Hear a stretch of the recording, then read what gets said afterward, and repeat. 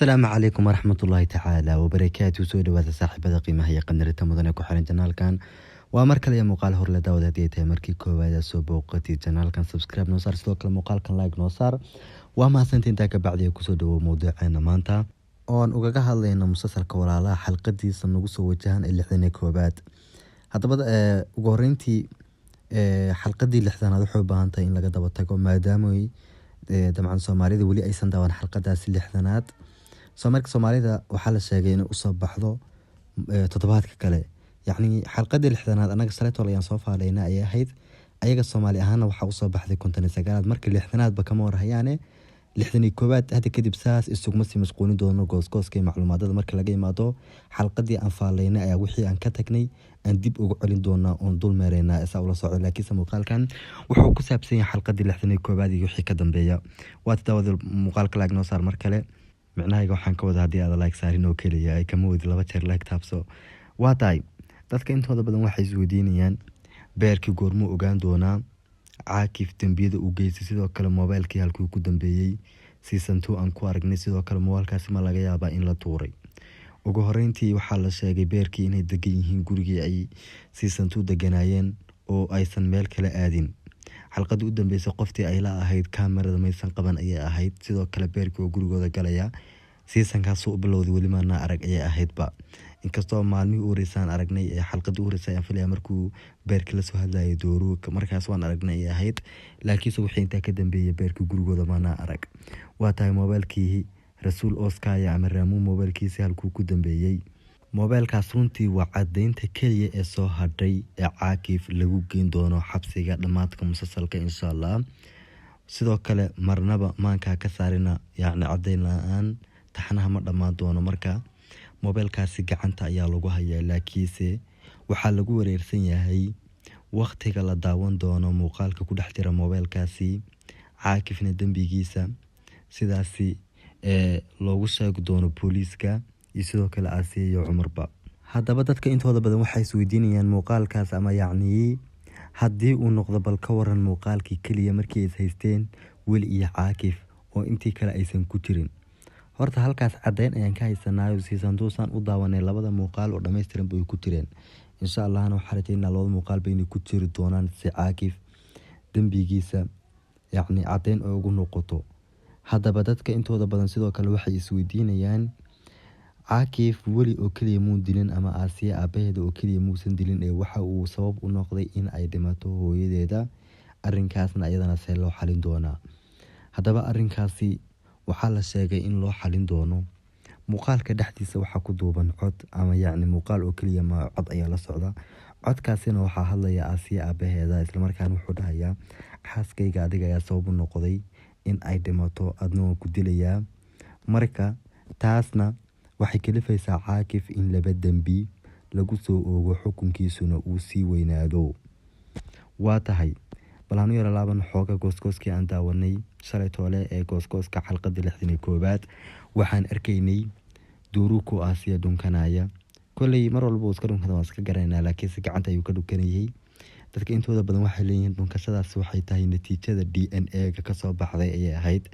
inkastoo Aasiya sidoo kale watigeeda aan murugo uga jeednay gooskooska dhamaadkiisa dadka intooda badan waxay leeyihiin watigaasi murugada muujiyay wax cadeyn u tahay inay ogaatay natiijada DNA ama inay ogaatay Cumar in Axmed Ilmaas uu dhalay. haddaba sida loo badinayo xalqada soo socota si uu taxanaha xiiso u yeesho Cumar waa uu ogaan doonaa aabihiisa. haddaba waxaa jira mowduuc kale oo xasaasi ah runtii oo gooskooska dhexdiisa aan ku aragnay. Susan iyo qoftii seefkii ahayd markaan way kulmeen dhibaatana maysan dhaxmarin. Susanna intay xanaaqday ayay si xoog leh u tiri aniga waxaan ahay Cumar hooyadiisa magaceeda oo kaliya maysan sheegin. haddaba Susan waxay leeyihiin dadku waxay u malaynaysaa in wadaadani ay garanaynin oo sida ay u tiri hadalka ah aniga waxaan ahay Cumar hooyadiisa. haddaba Susan iyo wadaadan seefkii lagu magacaabo dhibaatada dhaxtaala maxay tahay? seefkii yaraanteedii waxay ahayd islaan aad u xun ayay ahayd. qoftan Susan lagu magacaabana ilmaheedii qasab intay kaga qaaday ayay masaajid hor dhigeen ayadii ninkeedaba saas ayay sheekadu ahayd. Susanna arrinkaasi ayay aad iyo aad uga xanaaqday ayay ahayd ilaa haddana cuqdadii uu haysaayo waxayba u maleynaysaa wadaadani in ay cuqubi iyo habaar ay la dhimatay ayay moodeysay, laakiinse dib ayay ku ogaatay ay ahayd in ay nooshahay. waa kii Ismaaciil u sheegay. waa tahay mawduuca xigan muuqaalkan uga hadlayno laga yaabaa in isweydiinaysiin Nabahad iyo sidoo kale ninka Axmed Yilmaz lagu magacaabo talow xaaladoodu ma wanaagsanaa doontaa.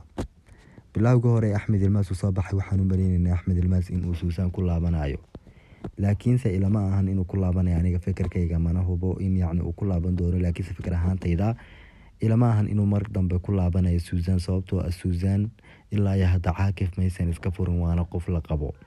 sidaas daraadeed Axmed Yilmaz waxaa laga yaabaa inuu xiriir hoose la sameeyo Nabahad, maadaama xalqada u dambeysay fakfaktoodu ay badatay, marar badanna ay kulmeen, Nabahadna ay aad uga heshay ninkan.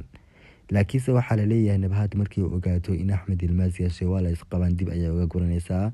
laakiinse Axmed Yilmaz ayaa asagu dhankiisa tallaabooyin soo qaadi doona, isla markaana wuxuu isku dayi doonaa inuu usoo dhawaado qoftaani lagu magacaabo Nabahad, halkaas ayayna maalmo kooban iskula socon doonaan. waa tahay Axmed Yilmaz markii uu ogaado Cumar inuu Cumarna ogaaday, Axmed Yilmaz inuu dhalay, Axmed Yilmaz falcelintiisu maxay noqon doontaa? ugu horeyntiiba Axmed Yilmaz intuusan falcelin Cumar ayaa dhahaya aniga yareerkaana naga fogo, aabanimadana ma rabo, ee sidaasi walaalo nooga fogow.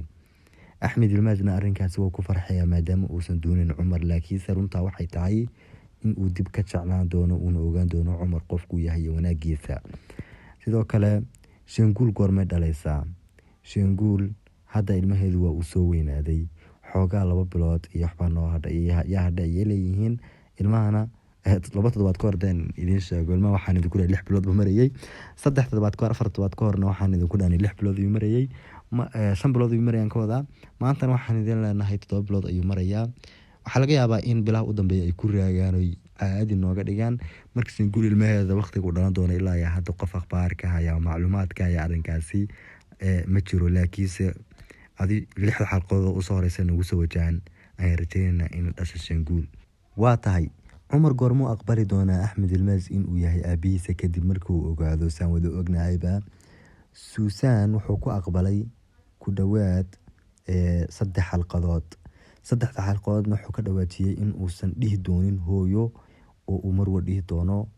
ugu dambeyntiina wuxuu ku aqbalay ayaa la dhihi karaa 46 xalqadood, sax? 46 xalqadood ilaa 47 xalqadood meelahaas kadib ayuu aqbalay ayay ahayd. 47 xalqadood hooyo muu odhan, kadib ayuu dhahay hooyo. maalin dhaweydna way ahayd, waana xalqadii kontristeeda ay ahayd ayaan filayaa, mise 57 adig kontristeeda ayaan badinayaa, sax? waa xalqadii u dambeysay koley lamaana ilaawinba. marka sidaas daraadeeda suu ku aqbala Axmed Yilmaz way adkaanaysaa ayaa la leeyahay. inuu aaba dhahana wayba kasii adkaanaysaa sheekadu, laakiin Axmed Yilmaz waa nin nadiifa. Cumar wax dambi muunasan ka geysan, sidoo Caakif dambiye aad uga fara badan uga geystay Cumar muusan u geysan ayay ahayd.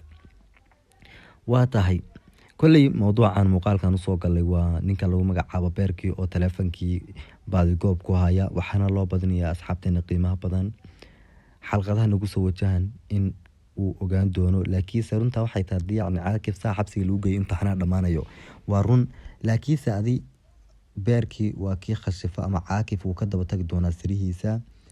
sidoo kale waxaa loo badinaya in ABK isku soo laabanayaan, laakiinse lama hubo. markaan asagii ABK uu kala dhamaatay saan xalqadii u dambeysay ba aragnay. koley muuqaalkan intaan uu ku egyahay macluumaadada xiga ee muuqaalada xiga daawada la socon anigo saaxiibkeena Khalid. waxaan idinkaga tagayaa. wassalaamu calaykum waraxmatullaahi tacaala wabarakaatuh.